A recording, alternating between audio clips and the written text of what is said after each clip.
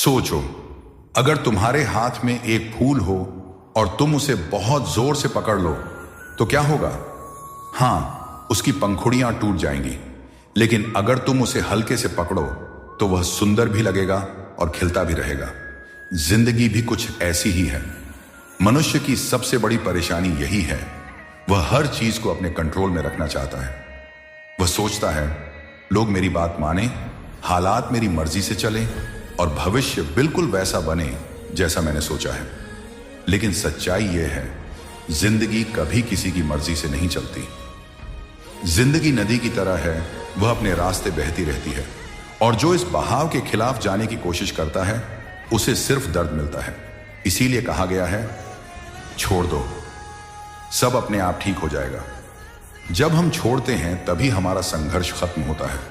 जिंदगी अपने आप सही दिशा में चलने लगती है। यह ऐसे है जैसे अगर तुम गुब्बारे को बहुत कसकर पकड़ोगे तो वह फट जाएगा, लेकिन अगर उसे ढीला छोड़ दो तो वह हवा में ऊपर उठेगा। अगर तुम दोस्त को हमेशा पकड़ कर रखोगे, मत जाओ मेरे साथ ही रहो, तो दोस्त परेशान हो जाएगा। लेकिन अगर तुम उसे आजाद छोड़ दो तो वह खुद खुशी खुशी तुम्हारे पास आएगा। यही असली प्यार है, पकड़ में नहीं, छोड़ने में।